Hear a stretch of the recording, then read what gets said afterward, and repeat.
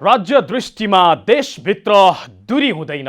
नमस्कार, म धीरज बस्नेत। समाचारको गर्भमा विवरण मात्र होइन, कारण र निवारणको बाटो पनि हुन्छ। पर्दामा देखिने र छेकिने खोजीको खबर उद्घाटन गर्न तम तयार बाइलाइन।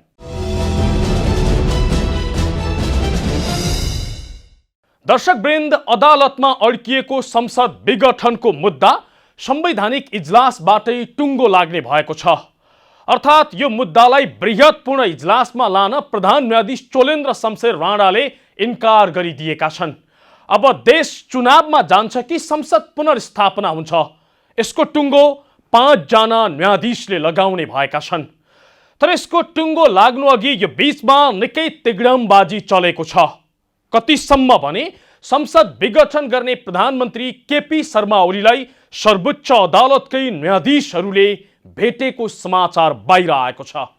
सामान्यतः औपचारिक कार्यक्रममा बाहेक भेटघाट नै गर्न नमिल्ने प्रधानमन्त्री र न्यायाधीश बीच यस्तो भेट भएको हो भने त्यसलाई सामान्य मान्न सकिँदैन। कानुनविद भन्छन् यो आचार संहिताको उल्लङ्घन मात्रै होइन, अपराध हो। यदि यो सत्य हो भने यस्तो अपराध गर्ने न्यायाधीशलाई पदमा बस्ने छुट छैन र प्रधानमन्त्रीले के नियतबाट न्यायाधीशलाई भेटे यसको स्पष्टीकरण दिनुपर्छ। आजको कार्यक्रममा हामी न्यायाधीशले प्रधानमन्त्रीलाई भेटेको सवाल, संवैधानिक इजलासमै उठेको विषय र प्रतिनिधि सभा विघटनको मुद्दामा शुक्रबार के भयो त्यो देखाउँदैछौँ। कार्यक्रमको सुरुमा चाहिँ शुक्रबार प्रधानमन्त्री कार्यालयबाट गएको मुद्दामा त्यहाँ फाइलमा राष्ट्रपति कार्यालयबाट धारा उल्लेख गरेर पठाइएको भन्ने कुरा सवालमा उठेको छ। कार्यक्रमको सुरुमा हामी यो रिपोर्ट प्रस्तुत गर्दैछौँ।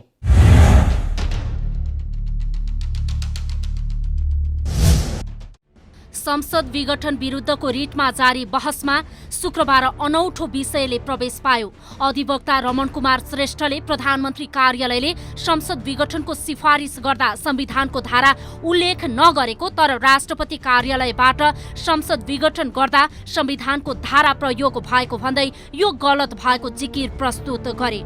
वरिष्ठ अधिवक्ता श्रेष्ठले यो विषय गम्भीर भएको र संवैधानिक राष्ट्रपतिले धारा थपी संसद विघटन गर्न नपाइने कुरा बहसमा उठाए। रिट निवेदनका तर्फबाट बहसमा संलग्न वरिष्ठ अधिवक्ता दिनेश त्रिपाठीका अनुसार प्रधानमन्त्री कार्यालयले राष्ट्रपतिलाई लेखेको पत्रमा संविधानको कुन धाराको आधारमा टेकेर संसद विघटन गर्न खोजिएको हो त्यो कुरा उल्लेख गरिएको छैन। अदालतमा पेश भएको कागजातमा पनि प्रधानमन्त्रीले कुन धारा प्रयोग गरेर संसद विघटन गरे भन्ने कुरा पनि उल्लेख नभएको त्रिपाठीको भनाइ छ। सम्मानित सर्वोच्च अदालतले यो सबै ओरिजिनल फाइलहरू, सिफारिसको ओरिजिनल फाइलहरू चाहिँ सकल फाइल झिकाउने आदेश गरेको थियो। सो आदेश बमोजिम त्यो फाइल यहाँ अदालतमा आयो र अदालतमा आइसकेपछि त्यसपछि सरकारले चाहिँ यो 28 गते फिर्ता ल्याउने गरी ओरिजिनल फाइल चाहिँ यहाँबाट लग्यो र आज 2 गते भइसक्यो त्यो फाइल फिर्ता आएको छैन। र यसमा हामीलाई एउटा गम्भीर आशंका के छ भने यो यसमा चाहिँ फेरबदल हुन सक्छ। तर एउटा लकिली के हो भने त्यो ओरिजिनल फाइल फिर्ता लगे पनि अब फोटोकपी त छ। फोटोकपीमा प्रष्ट रूपमा चाहिँ के छ भने प्रधानमन्त्रीको सिफारिसमा चाहिँ धाराको उल्लेखै छैन र राष्ट्रपति कार्यालयको जुन विज्ञप्ति त्यो दिन जारी भयो पुस 5 गते त्यसमा संविधानको धारा थप गरिएको छ भनेपछि त एउटा गम्भीर मामिला भयो।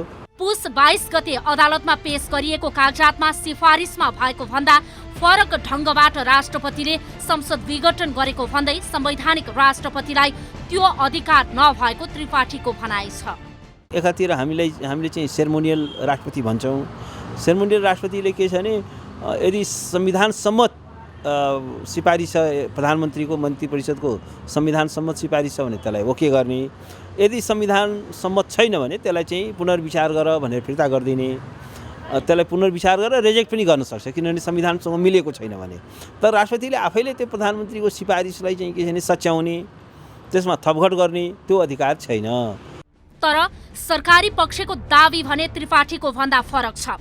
सरकारी पक्षबाट बहस गर्ने नायब महान्यायाधिवक्ता पदम पाण्डे वरिष्ठ अधिवक्ताहरूले नै पुरै सिफारिस अध्ययन नै नगरेको दावी गर्छन्। प्रधानमन्त्रीबाट राष्ट्रपतिलाई लेखिएको पत्रको सुरुवातमै नेपालको संविधानको धारा 76 को उपधारा 1 र 7 तथा धारा 85 एवं संसदीय प्रणालीको आधारभूत मर्म एवं मूल्य मान्यता तथा हाम्रो आफ्नै र संसदीय प्रणाली भएका विभिन्न मुलुकहरूको अभ्यास बमोजिम संघीय संसदको वर्तमान प्रतिनिधि सभा विघटन गर्ने कुरा लेखिएको बताउँछन्।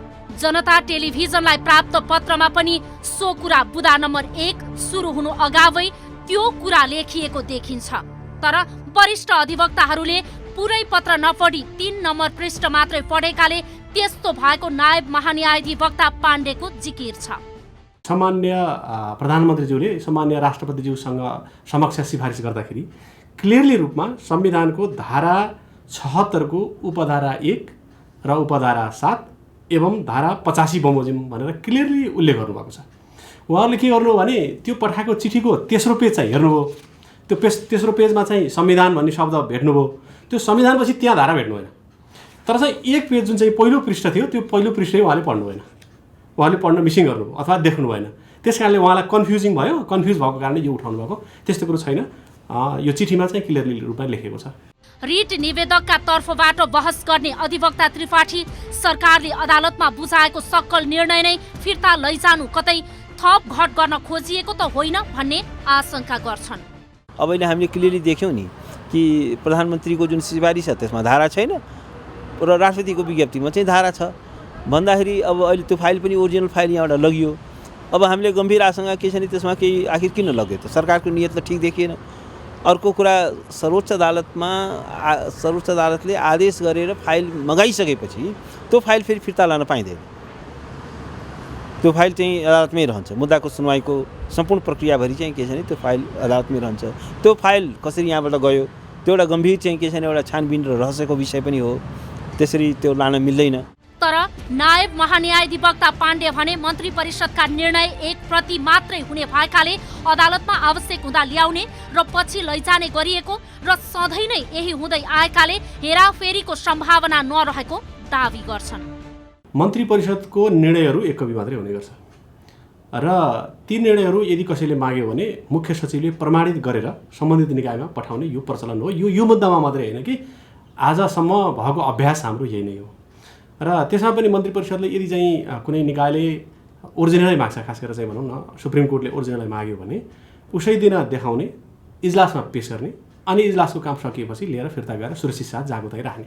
यो हिजोदेखिको हाम्रो प्रचलन पनि त्यही हो र यसमा पनि गरेको त्यही हो। यद्यपि प्रधानमन्त्री कार्यालयले पुस 23 गते सर्वोच्च अदालतलाई पत्र लेख्दै सकल निर्णय पुस 28 गते पेश गर्ने गरी फिर्ता पठाइदिन आग्रह समेत गरेको थियो। तर प्रधानमन्त्री कार्यालयमा पुगेको सकल प्रति अझैसम्म अदालतमा फिर्ता भएको छैन। यही विषयलाई लिएर अधिवक्ताहरूले हेराफेरीको आशंका गरेका छन्। सरकारी वकिलको यस्तो दाबी आइरहँदा कानुनविद भने यो दाबी मान्न तयार छैनन्। उनीहरू फाइल नै अदली बदली भएको बताइराखेका छन्। फाइल फेरबदल भन्दा डरलाग्दो खबर बाहिर आएको छ। संसदमा मुद्दा विचाराधीन हुँदा न्यायाधीशहरूले प्रधानमन्त्रीलाई भेटेको खबर बाहिरिएको छ। के साँच्चै न्यायाधीशहरूले प्रधानमन्त्री भेटेकै हुन्? त देखाउनेछौँ, तर एकैछिनको विश्रामपछि।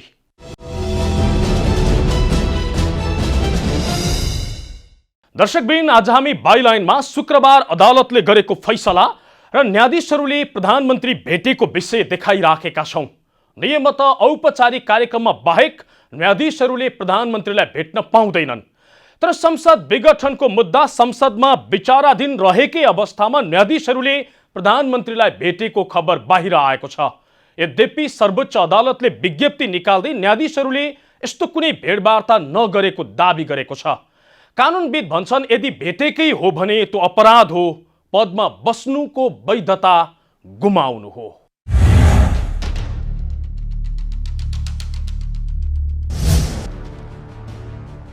प्रतिनिधि सभा विघटन विरुद्धको मुद्दामा बहस चलिरहँदा सर्वोच्चका न्यायाधीशहरूले प्रधानमन्त्री केपी शर्मा ओलीलाई भेटेको खुलासा भएको छ।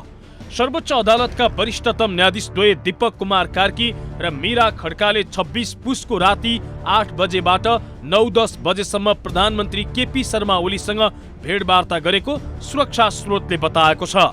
त्यसको भोलिपल्ट न्यायाधीश हरिकृष्ण कार्की र सपना प्रधान मल्लले पनि प्रधानमन्त्रीलाई भेटेको सुरक्षा स्रोतको दाबी छ। दिउँसो 1:20 बजेबाट 2:55 बजेसम्म उनीहरूले प्रधानमन्त्रीसँग भेटवार्ता गरेको पाइएको छ। यो विषयमा शुक्रबारको संवैधानिक इजलासमै पनि प्रश्न उठेको छ। संसद विघटनको मुद्दामा सुनवाई गरिरहेको संवैधानिक इजलासमा रिट निवेदक समेत रहेकी सांसद शशि श्रेष्ठले यसबारे प्रश्न उठाएकी हुन्। रिट निवेदकको तर्फबाट बोलेकी उनले पुस 26 गते न्यायाधीश दीपक कुमार कार्की र मीरा खड्काले राति 8 बजेदेखि 9:10 बजेसम्म प्रधानमन्त्री केपी शर्मा ओलीलाई भेटेको सुन्नमा आएको बताइन्। यस्तै पुस 27 गते न्यायाधीश द्वय हरिकृष्ण कार्की र सपना प्रधान मल्लले पनि 1:20 बजेदेखि 2:55 बजेसम्म भेटेको सुन्नमा आएको भन्दै प्रश्न गरेकी थिइन्। उनले आफूले अदालतमा कुरा उठाएको विषयमा जनता टेलिभिजनसँग टेलिफोनमा भनिन्, न्यायालय स्वच्छ र निष्पक्ष होस् भन्ने हाम्रो चाहना हो। तर यस विपरीतका क्रियाकलाप किन भइराखेका छन्, कस्तो हैसियत र मर्यादामा न्यायाधीशले प्रधानमन्त्रीलाई भेटेका हुन् भनेर मैले प्रश्न उठाएँ। अहिले चाहिँ बाहिर जानकारीमा के आयो भने 2 दिन लगातार 26 गते र 27 गते चाहिँ सर्वोच्च अदालतका न्यायाधीशहरूलाई प्रधानमन्त्रीज्यूले बोलाएर भेट्नुभयो भन्ने खालको कुराहरू आयो। र त्यो आइसके पछाडि मेरो पहिलो कुरो के हो भन्दाखेरि यो चाहिँ यो मुद्दा विचाराधीन भइरहेको अवस्थामा यसरी सर्वोच्च अदालतका न्यायाधीशहरूलाई बोलाएर चाहिँ प्रधानमन्त्रीले कुरा गर्न मिल्ने कि नमिल्ने एउटा कुरा। अर्को कुरो चाहिँ अब उहाँले बोलाइहाले पनि यो आचार संहिता अनुसारले त उहाँहरू त जान त मिल्दैन। मुद्दै बिचरा अरू बेलामा त यसरी चाहिँ विशेष कार्यक्रम बाहेक यसरी भेटघाट गर्नुहुन्न भन्ने खालको प्रश्न उठिरहेको सन्दर्भमा अहिले यो मुद्दा नै विचाराधीन भएको स्थितिमा त यसरी चाहिँ भेटघाट गर्न हुँदैन भन्ने कुराहरू आम जनमानसमा र पत्रिकाहरूमा पनि यो कुरा आएको छ। अझै पनि न्युजहरूमा आइरहेको स्थिति छ। सांसद श्रेष्ठले न्यायाधीशले प्रधानमन्त्री भेटेको प्रसङ्ग उठाएपछि प्रधान न्यायाधीश चोलेन्द्र शमशेर राणाले त्यस्तो कुरा नगर्नुस्, अब नकराउनुस् भन्दै रोकेका थिए। रिट निवेदक समेत रहेकी सांसद श्रेष्ठले जनता टेलिभिजनसँग भनिन्, प्रधान न्यायाधीश राणाले यस्तो गम्भीर विषय उठाउँदा समेत सुन्नै चाहनु भएन। उहाँले चाहिँ यो भयो यो कुरा नगर्नुहोस् भनेर भन्नुभयो, भयो यो कुरा नगर्नुहोस् भनेर उहाँ उठेर हिँड्नुभयो। सुन्नै नचाहेको मैले बुझेँ मेरो अनुभूतिमा उहाँले, किनभने यति कुरा उठाए म रिट निवेदकको हिसाबबाट भनेर आफ्नो परिचय सहित नै मैले भनेको थिएँ म निवेदक हुँ, यस्तो कुरो आयो होइन, यो जानकारी छ कि छैन, जानकारी होस् प्रश्न पारोस् होइन, अब नभएदेखि यो होइन भन्नु पर्यो। स्वयं चाहिँ त्यस पछाडि त संवैधानिक इजलासमा एकजना न्यायाधीश त नियुक्त हुनुभएको छ, अपोइन्ट हुनुभएको छ भनेपछि यो प्रश्न आइसकेपछि यो त मोरल कुरो पनि त हो नि, यो हो होइन भन्ने बारेमा अब त्यो राम्रोसँग कुरै सुन्न चाहनु भएन, उहाँ उठेर हिँड्नुभयो। त्यसपछि 4 जना न्यायाधीश पनि उठ्नुभयो जुरुक्क। जसले प्रतिनिधि सभा विघटन गरेको हो उसैलाई न्यायाधीशहरूले अदालतमा मुद्दा विचाराधीन रहेको अवस्थामा भेट्नु अक्षम्य गल्ती भएको कानुनविदहरूको टिप्पणी छ। उनीहरूका अनुसार यदि न्यायाधीशले प्रधानमन्त्रीलाई भेटेको हो भने यो गम्भीर विषय हो, यसले मुद्दालाई नै प्रभावित बनाउन सक्छ। वरिष्ठ अधिवक्ता दिनेश त्रिपाठीले यदि यो खबर सत्य भए यसले संवैधानिक विचलन ल्याउन सक्ने टिप्पणी गरे। त्यो त सिरियस कुरा हो। यो यस्तो चाहिँ संवेदनशील मुद्दाको सुनवाईको दौरानमा कुनै पनि न्यायाधीशले मुद्दाका कुनै पनि पक्षलाई चाहिँ भेट्नु हुँदैन। प्रधानमन्त्री या सरकार भनेको त मुद्दाको एउटा पार्टी हो, एउटा पक्षकार हो, त्यसलाई भेट्न हुँदैन। त्यो न्यायाधीशको आचार संहिताको विरुद्धमा हो, एउटा न्यायाधीशको लागि एउटा नैतिकताको पनि विरुद्धको कुरा हो र न्यायिक आचरणमा एउटा चाहिँ त्यो गम्भीर चाहिँ विचलन आएको अवस्था हो र यस्तो कुरालाई चाहिँ हामीले अत्यन्त गम्भीरताका साथ लिनुपर्छ। सामान्यतः औपचारिक कार्यक्रम बाहेक प्रधानमन्त्रीलाई न्यायाधीशहरूले भेट्न पाउँदैनन्। अझै प्रधानमन्त्री विरुद्ध नै मुद्दा विचाराधीन रहेको अवस्थामा उनलाई भेट्नुलाई स्वाभाविक मान्न नसकिने कानुनविदहरूको तर्क छ। यसलाई सामान्य हिसाबले लिन नसकिने उनीहरू बताउँछन्। अझै प्रधानमन्त्रीले सेटिङ मिलाउनकै लागि न्यायाधीशलाई भेटेको समेत कानुनविदहरूको टिप्पणी छ। प्रधानमन्त्रीलाई भेट गरेकी न्यायाधीश सपना प्रधान मल्ल संवैधानिक इजलासमा छिन्, कार्की इजलासबाट बाहिरिएका छन्। बाँकी 2 न्यायाधीश दीपक कुमार कार्की र मीरा खड्का भने संवैधानिक इजलासमै परेका छैनन्। न्यायाधीश हरिकृष्ण कार्की र सपना प्रधान मल्ल दुवै भावी प्रधान न्यायाधीशको रोल क्रममा छन्। संयोग के भने उनीहरू दुवैलाई पूर्व नेकपा एमालेको कोटाबाट प्रधान न्यायाधीशको रोल क्रममा राखेर न्यायाधीश बनाइएको थियो। कार्की र मल्ल दुवै प्रधानमन्त्री ओली निकट पनि मानिन्छन्। 2064 को संविधान सभा निर्वाचनबाट मल्ललाई नेकपा एमालेले समानुपातिक सभासद बनाएको थियो। उनी मल्ललाई पछि न्यायाधीश बनाएपछि त्यसबेला ठुलै विरोध पनि भएको थियो। यस्तै 2072 सालमा ओली पहिलो पटक प्रधानमन्त्री हुँदा न्यायाधीश हरिकृष्ण कार्कीलाई महान्यायाधिवक्ता बनाएका थिए। प्रधानमन्त्रीले न्यायाधीश दीपक कुमार कार्की र मीरा खड्कालाई भने आफूतर्फ आकर्षित गर्न भेट गरेको हुन सक्ने कानुनविदहरू बताउँछन्। प्रधान न्यायाधीश राणाले वरीयता क्रम मिचेर आफूहरूलाई संवैधानिक इजलासमा नराखेकोमा कार्की र खड्का रुष्ट छन्।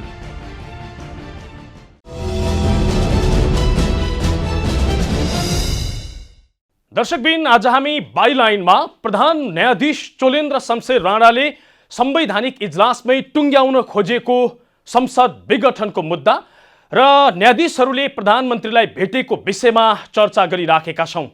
कानुनत न्यायाधीशहरूले प्रधानमन्त्रीलाई भेट्न पाउँदैनन्, तर यसो गरिएको खबर बाहिर आएको छ र यो खबर बाहिर आए सँगसँगै संसद विघटनको विषयलाई प्रधान न्यायाधीश चोलेन्द्र शमशेर राणाले संवैधानिक इजलासमै टुङ्ग्याउन खोजेका छन् र उनी बृहत्पूर्ण इजलासमा जान चाहिराखेका छैनन्। आखिर बृहत्पूर्ण इजलासमा जान किन मानेनन् प्रधान न्यायाधीश राणा? हेर्नुहोस् यो रिपोर्टमा।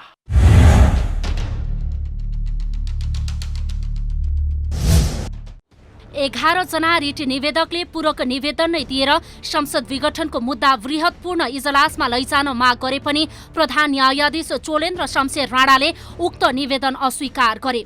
वरिष्ठ अधिवक्ता तथा अधिवक्ताहरूले पनि बहसका क्रममा पटक पटक बृहत्पूर्ण इजलासमै उक्त मुद्दा लैजान आग्रह गरेको भए पनि अन्ततः शुक्रबारको संवैधानिक इजलासले बृहत्पूर्ण इजलासको माग खारेज गर्दै संवैधानिक इजलासबाट यसको निरूपण गर्ने तयारी थालेको छ।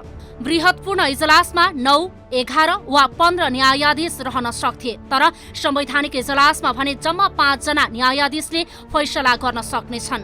5 जना न्यायाधीशले मात्रै निर्णय गर्दा संवैधानिक मूलमर्म अनुसार नहुने पो हो कि भन्ने चासो र चिन्ताकै बीच शुक्रबारको इजलासले संवैधानिक इजलासबाटै उक्त मुद्दाको फैसला गर्ने तयारी गरेपछि नयाँ तरङ्ग थपिएको छ। सुरुमा संवैधानिक इजलास गठन गर्दा वरिष्ठलाई छोडेर कनिष्ठ न्यायाधीशलाई संवैधानिक इजलासमा राखेपछि नै अदालतको सम्भावित फैसलाको सम्बन्धमा टिक्का टिप्पणी सुरु भएको थियो। तर न्यायाधीश हरिकृष्ण कार्कीको सम्बन्धमा कुरा उठेपछि उनले इजलासमा नबस्ने निर्णय गरे। त्यसपछि विवादमा नआउने न्यायाधीशलाई इजलासमा राखिएला भन्ने थियो, तर त्यस्तो भएन। न्यायाधीश हरिकृष्ण कार्कीको विवाद जस्तै गरी तत्कालीन एमालेको तर्फबाट सभासद रहिसकेकी सपना प्रधान मल्ललाई इजलासमा ल्याइयो र 5 सदस्यीय संवैधानिक इजलास गठन गरियो। अब यो मुद्दामा माघ 4 गते आइतबारदेखि निरन्तर सुनवाई गर्ने भनिएको छ र आगामी पेशी माघ 4 का लागि तोकिएको छ। इजलासमा प्रधान न्यायाधीश चोलेन्द्र शमशेर राणा सहित न्यायाधीशहरू विश्वम्भर प्रसाद श्रेष्ठ, अनिल कुमार सिन्हा, सपना प्रधान मल्ल र तेजबहादुर केसी रहनेछन्। अदालतले सरकारी पक्षको माग बमोजिम नै बृहत्पूर्ण इजलासमा नलगी संवैधानिक इजलासबाटै यस विषयको छिनोफानो गर्ने निर्णय सुनाएको छ। रिट निवेदक तथा पक्षका अधिवक्ताहरूले पटक पटक बृहत्पूर्ण इजलासको माग गरिरहँदा प्रधान न्यायाधीश चोलेन्द्र शमशेर राणा भने सुरुदेखि नै यसको विपक्षमा देखिन्थे। बहसका क्रममा अधिवक्तालाई पटक पटक क्रस गरेर प्रधान न्यायाधीशले यो विषय संवैधानिक विषय नै होइन र भन्दै प्रश्न गर्ने गरेका थिए। यसको अर्थ प्रधान न्यायाधीश राणा यो विषय 5 सदस्यीय संवैधानिक इजलासबाटै टुङ्ग्याउने पक्षमा थिए। यो विषय बृहत्पूर्ण इजलासमा लैजाँदा न्यायाधीशहरूको मतका आधारमा निर्णय गर्नुपर्ने हुन्थ्यो, जुन सायद प्रधान न्यायाधीशले चाहेको जस्तो नहुन पनि सक्ने थियो। अहिले प्रधान न्यायाधीश राणाले गठन गरेको संवैधानिक इजलासमा 3 सदस्य राणा पक्षका छन्। अन्य न्यायाधीशले फरक राय पेश गरे पनि बहुमतका आधारमा निर्णय गर्न सकिन्छ भन्ने प्रधान न्यायाधीशको मनसाय हुन सक्छ। अहिले राणाको पक्षमा सपना प्रधान मल्ल र तेजबहादुर केसी रहेको बताइन्छ भने विश्वम्भर प्रसाद श्रेष्ठ र अनिल कुमार सिन्हा स्वतन्त्र रहेको बताइन्छ। यदि श्रेष्ठ र सिन्हाको फरक राय आएको खण्डमा पनि बहुमतले आफू अनुकूल निर्णय गराउन सकिन्छ भन्ने प्रधान न्यायाधीशको मनसाय रहेको बुझिन्छ। तर प्रधानमन्त्री केपी शर्मा ओलीको संसद पुनर्स्थापना हुँदैन भन्ने पटक पटकको अभिव्यक्ति बृहत्पूर्ण इजलासमा लैजानै हुन्न भन्ने सरकार पक्षका वकिलहरूको जिकिर र संवैधानिक इजलास गठनमा सिनियरलाई छोडेर जुनियरलाई ल्याउनुले यो प्रकरणलाई थप रोचक बनाएको छ र संवैधानिक इजलासले नै यो विषयको टुङ्गो लगाउने गरी रिट निवेदन खारेज हुनुले संसद विघटनको विषय थप पेचिलो बनेको छ। हो, सायद मिल्थ्यो भने प्रधान न्यायाधीश राणाले यो मुद्दा एक्लै हेर्थे होलान्। नमिलेर मात्रै उनले संवैधानिक इजलासमा लगेका हुन्। त्यहाँ पनि उनले सिनियरलाई पाखा लगाएर छानी छानी आफू निकटका न्यायाधीशलाई मात्रै राखेका छन्। बृहत्पूर्ण इजलासमा जान इन्कार गरिदिएका छन्। यसको अर्थ हो उनी जे चाहन्छन् त्यही फैसला होस् भन्नकै लागि यो सब गरिराखेका छन्। होइन भने रिट निवेदकले माग गर्दा न्यायाधीशहरूले समेत बृहत्पूर्ण इजलासमा जाउँ भन्दा उनी किन मानिराखेका छैनन्? यो प्रश्न गम्भीर छ। हौस् त, आजलाई शुक्रबार अदालतले गरेको फैसला र न्यायाधीशहरूले प्रधानमन्त्री भेटेको प्रसङ्ग यति नै। मुलुकको माटो जहाँ छोए पनि राष्ट्र एकैचोटि जागरुक हुन्छ।